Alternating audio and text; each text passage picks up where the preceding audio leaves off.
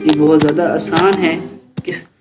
तो अब अभी देखें, अब जो हमारे पास रेडियन फॉर्म है, तो सबसे पहले जो 30 डिग्री गिवन है हमारे पास और जो 15 मिनट गिवन है, तो हमें सबसे पहले इसको डिग्री में कन्वर्ट करना पड़ेगा। तो हम इसको डिग्री में कन्वर्ट करेंगे तो तभी हम इसको रेडियन में कन्वर्ट कर सकते हैं। कैसे? आपको पता है कि 15 को सेकंड को डिग्री में कन्वर्ट करने के लिए तो हमें क्या करना पड़ेगा, 60 से डिवाइड करना पड़ेगा, तो ये डिग्री में कन्वर्ट हो जाएगा। तो आप इसको ज़रा डिवाइड करके देखें, पॉज करें और डिवाइड करें और देखें क्या रिजल्ट आएगा। ओह दैट्स ग्रेट, बिल्कुल ठीक बताया आपने, 0.25 आया, डिग्री हो गया हमारे पास। तो अब हमारे पास क्या हो गया, ये बहुत ज़्यादा आसान हो गया।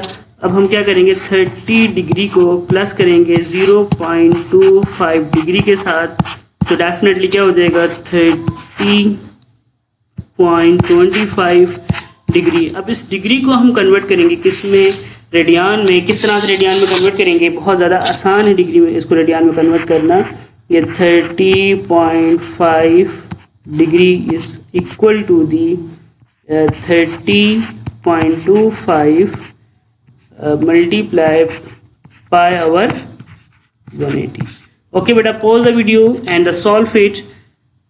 इस तरह से सॉल्व करेंगे आप लोग। हरी जल्दी से कैलकुलेटर निकालें और सारे बच्चे ज़रा सॉल्व करके दिखाएं इसे किस तरह सॉल्व करेंगे।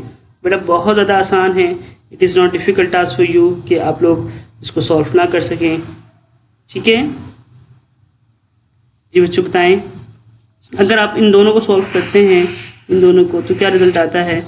आपके पास आता है 0.16 पॉइंट्स पर आप 2 नंबर ले सकते हैं, 3 नंबर ले सकते हैं, और देन मल्टीप्लाई बाय पाई आपके पास आ जाएगा।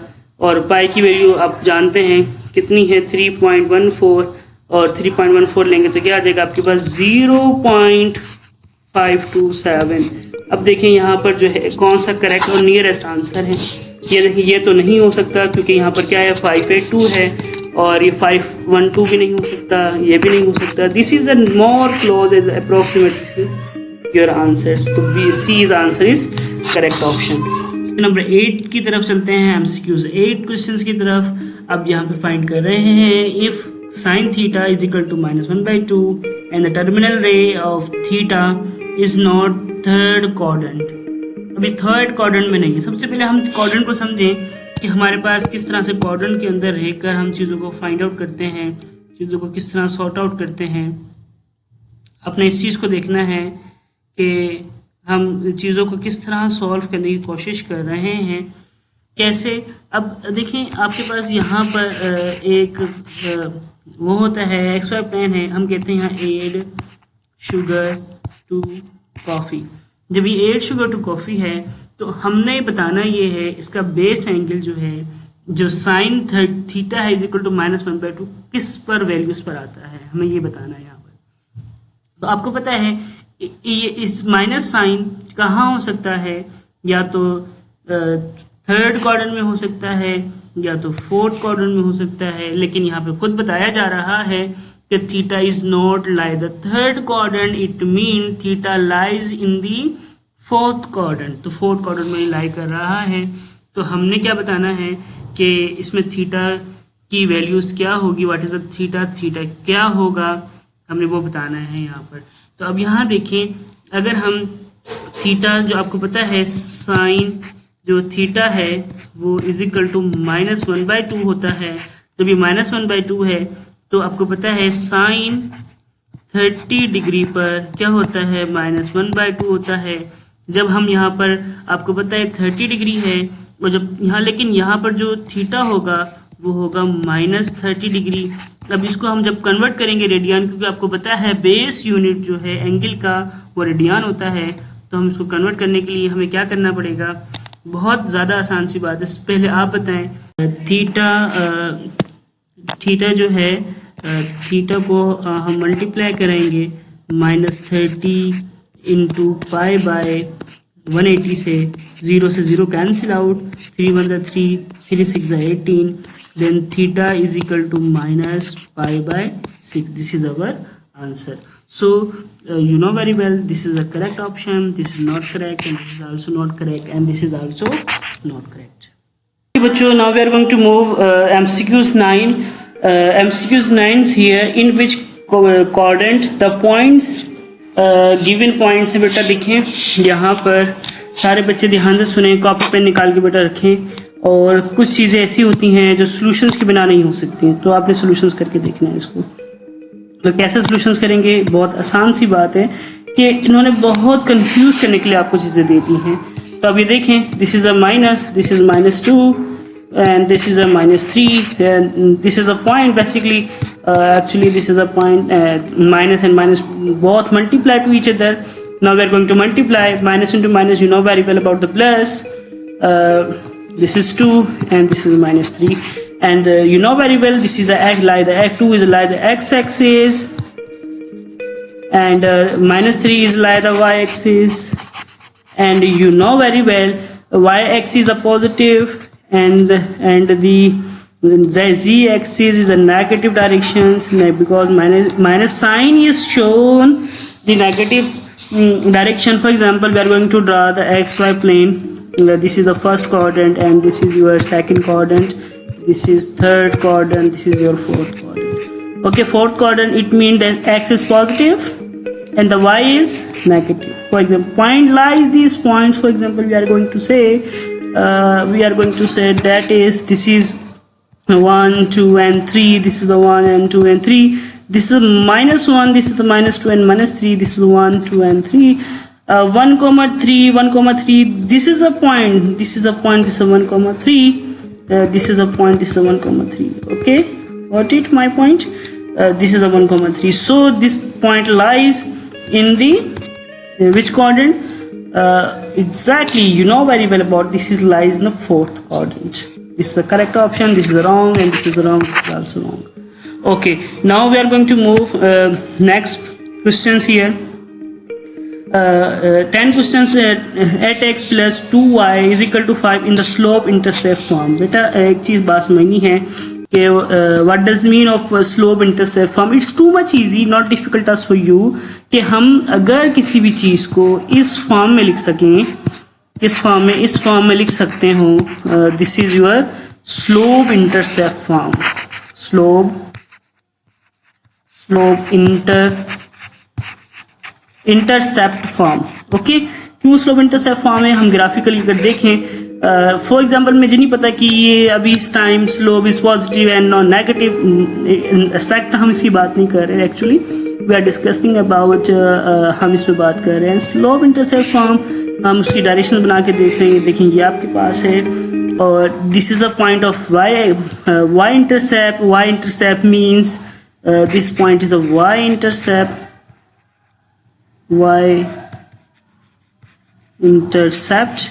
and that point is that point, that we can say this point actually, this is your x-intercepts, first x-intercepts. Okay, for what the x-intercept, x-intercept in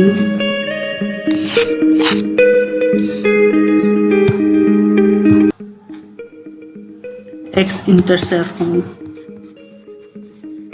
Okay, so x-intercept means y0, x is any numbers, and y-intercept means x0 and y is any numbers.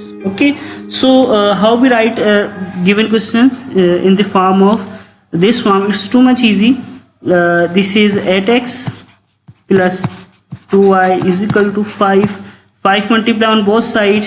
This is a 5, this is a 5, this is a 5, and this is the result.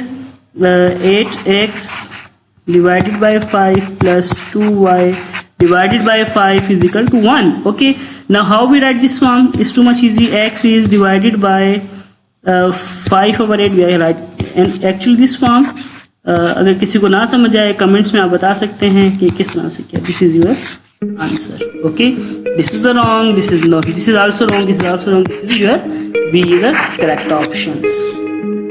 में जो हमने discuss किया है, ये हमने discuss किया था आप लोगों के साथ और हम क्वेश्चन नंबर 11 की तरफ रवा दवा हैं। It's too much easy again, it's too much easy. यही क्वेश्चंस मैं आपको भी बता चुका हूँ पीछे क्वेश्चंस के अंदर कि how we tackle this things. इतना आसान सी चीज़ थी। यहाँ का एक्स इंटरसेप्ट से X, I don't know what is the X intercept. X intercept क्या होगा? एक्स इंटरसेप्ट, ठीक है। I don't know what is the value of X actually, okay. And but we know that if we are take x intercept, it means y is 0. Now we are going to take the value, find the value of x, find the value of x if y is 0. So हम given questions के अंदर put करेंगे 2x plus y, this is the questions. So we are going to take y is equal to 0, either y is equal to 0, therefore and y is equal to 0, this is 2x and 0 is equal to 6. So here 2x is equal to 6, then x is equal to 6 by 3, so this is 6 by 2, then x is equal to, बेटा देखिए कितना आसान था। ये already मैं पिछले MCQs के अंदर जो है ये चीज़ें बता चुका हूँ। अब मैं जब मैं इन दी एंड इंशाल्लाह ताला ये एमसीक्यूज मुकम्मल करने के बाद मैं आपको फेडरल बोर्ड का भी एक्सपीरियंस शेयर करूंगा। मैं फेडरल बोर्ड की ड्यूटीज़ भी करके आ चुका हूँ, मुझे पेपर भी चेकिंग करता हूँ फेडरल बोर्ड की। इंशाल्लाह ताला सेपरेट बात करेंगे इसमें हम। So this is not correct answer, this is also not, this is not, this C is a correct option, okay. So now going to move the next questions here. Oh, okay. How we calculate this distance is very wonderful. It's too much easy. First of all, I want to tell you about it, the complete scenario how to calculate these things. किस तरह से calculate करेंगे। तो अब आप यहाँ देखें कि अगर हमारे पास सबसे पहले रेगुलर पॉलीगॉन के बारे समझें। पॉलीगॉन, रेगुलर पॉलीगॉन क्या होता है? रेगुलर पॉलीगॉन क्या होता है? जिसकी सारी साइड्स आपकी क्या हो, सारी की सारी साइड्स आपस में इक्वल हो और एंगल्स भी आपस में इक्वल हो। Sides, all sides are equal,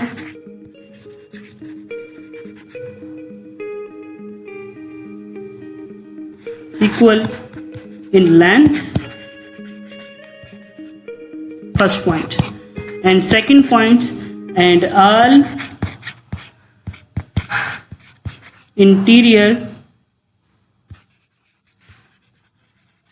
angles are equal। ये आपके पास होता है रेगुलर पॉलीगॉन, जो रेगुलर शेप है। जो इरेगुलर है तो डेफिनेटली वो आपके पास जो है क्या कह सकते हैं आप उसको कि अगर हम रेक्टेंगल लेते हैं, rectangle is irregular because sides आपस में इक्वल नहीं होती, उसके अपोजिट साइड्स इक्वल होती हैं। सारी साइड्स इक्वल हो और सारे एंगल्स इक्वल हो, ये दोनों प्रॉपर्टी सेटिस्फाई होंगी तभी हम कहेंगे कि वो आपस में रेगुलर पॉलीगॉन है। ओके बेटा, अच्छा ओके। फॉर एग्जांपल सबसे पहले मैं एक ट्रायंगल लेता हूँ और ये रेगुलर है। अगर रेगुलर है तो आपको पता होना चाहिए, अगर रेगुलर है तो उसमें एंगल सारे इक्वल होंगे। तो ट्रायंगल्स के अंदर एक ऐसा एंगल है जिसको कहते हैं हम equal lateral triangle. Equal lateral triangle आपके पास है। इक्वल लैटरल ट्रायंगल जो है आपके पास है जिसकी सारी साइड्स क्या होती हैं, इक्वल होती हैं और ऑल एंगल्स आपस में इक्वल होते हैं। तो क्या कौन सी डिग्री बनता है? 60 डिग्री। 60 डिग्री होता है इसका एंगल्स का, ठीक हो गया। ये 60 डिग्री होता है इसके अंदर। तो अब ये देखें कैसे कैलकुलेट करेंगे। बहुत ज़्यादा आसान है इसको कैलकुलेट करना। हम क्या करते हैं, n-2 मल्टीप्लाई बाय 180। ओके, अब देखिए यहाँ पर कैसे। अब n हमारे पास क्या होगा, आप ये जो n है ये हमारे पास क्या होना चाहिए, क्या होगा, आप बता सकते हैं जल्दी से बेटा। सपोज करें और मुझे बताएं। ओके, यू आर राइट, आप सही कह रहे हैं। लेकिन अब यहाँ जो n है ना, ये n is show the number of sides. Number of sides को कहते हैं, नंबर ऑफ साइड्स को। How many side? There are 3 sides here, so we are going to write the 3 here.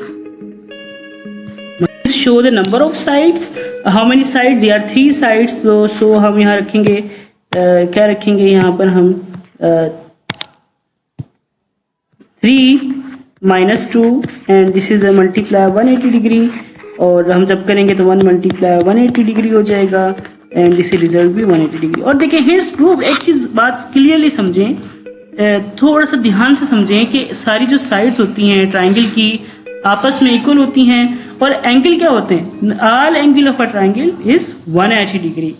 तो हम कहेंगे कि अगर हमें किसी भी चीज़ का डिग्री फाइंड आउट करनी है, क्या फाइंड करनी है, डिग्री फाइंड करनी है, हमने किसी भी चीज़ की डिग्री फाइंड आउट करनी है तो हमने क्या करना है, उसके लिए ये फॉर्मूला यूज़ करना है। अब हम बात करेंगे ऑक्टागोन की।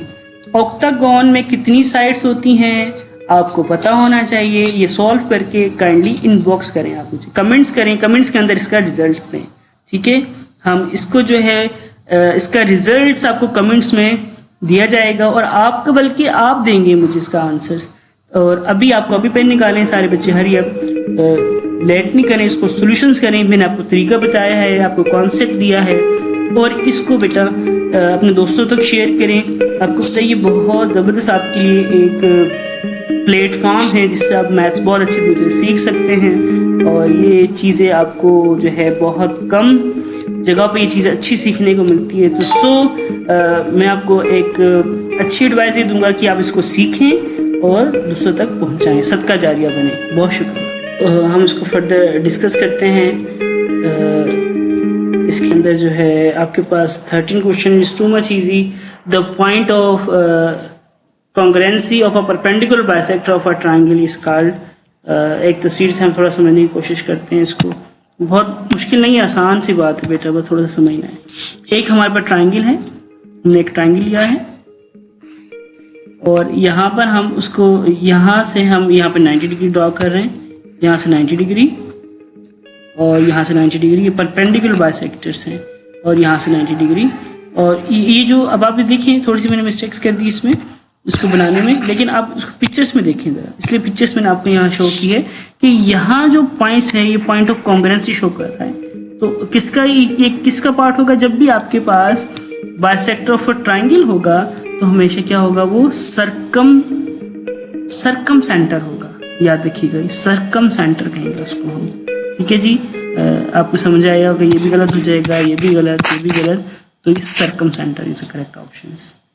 एक और चीज़ मैं आपको बताता चलूँ ताकि अगर इस तरह के रिलेटिवली कोई क्वेश्चन आता है तो आपको प्रॉब्लम क्रिएट नहीं होगी। किस तरह से देखें, इसके अंदर मैंने आपको एक 4 पिक्चर्स बना के दी हैं। आप अगर आपके पास परपेंडिकुलर बाइसेक्टर्स हो ना, ये बात तवज्जो समझनी है, अगर आपके पास परपेंडिकुलर बाइसेक्टर्स हो तो आपने किस तरह से इसको टैकल करना है। देखिए अभी मैंने क्या बताया है, अगर परपेंडिकुलर बाइसेक्टर कॉन्ग्रुएंसी के अंदर तो उसमें आप क्या कहेंगे, सरकम सेंटर है। अगर आपके पास कॉन्ग्रुएंट ऑफ एंगल बाइसेक्टर्स हैं, ये मतलब इस एंगल का बाइसेक्ट्स बना रहे हो तो इन सेंटर आप कहेंगे, ठीक है। अगर आपके पास क्या है, आपके पास कॉन्ग्रुएंट ऑफ एल्टीट्यूड्स है ना, तो आप कहेंगे ऑर्थो सेंटर है। बेटा ये याद कर लेंगे, आसान सी बात है। अगर आपके पास सेंट्रॉइड है ना, बल्कि कॉन्ग्रुएंट ऑफ मीडियन है, तो आपके पास सेंट्रॉइड होगा। ये बेटा बहुत बेहतरीन बात है, इसको अपने उसमें अच्छी तरीके से मेमोराइज कर लें, रिमेंबर कर लें। इससे MCQs फेडरल बोर्ड लाजमी कैलकुलेट करेगा, लाजमी फेडरल बोर्ड इससे ज़रूर इस तरह का एक क्वेश्चन आपको देगा। तो समझिए कि एक MCQs आपका बिल्कुल ठीक हो जाएगा। Okay, now we are going to move the next questions. Okay, this is a very wonderful questions again. It's too much easy. Mode of data. First of all, we are going to tell what is the mode. Mode is too much easy, not difficult task. Mode होता है, mode क्या होता है? Mode जो होता है वो इसको कहते हैं हम most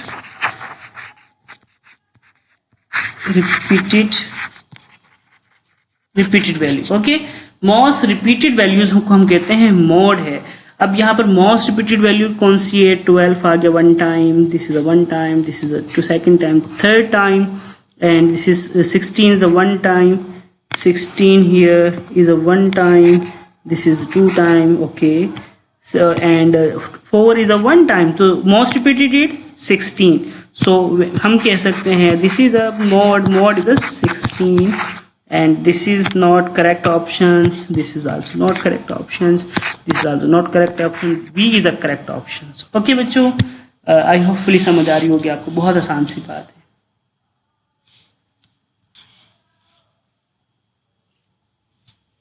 ओके बच्चों, एमसीक्यूज का लास्ट पार्ट हमारा रह गया है, वो हम अभी डिस्कस करते हैं. लिखा है a normal fair dice is rolled 66,000 time and the expected number of 4 is. अब 4 आने की क्या एक्सपेक्टेड. अच्छा देखिए बेटा, सबसे पहले एक चीज़ को समझ लें.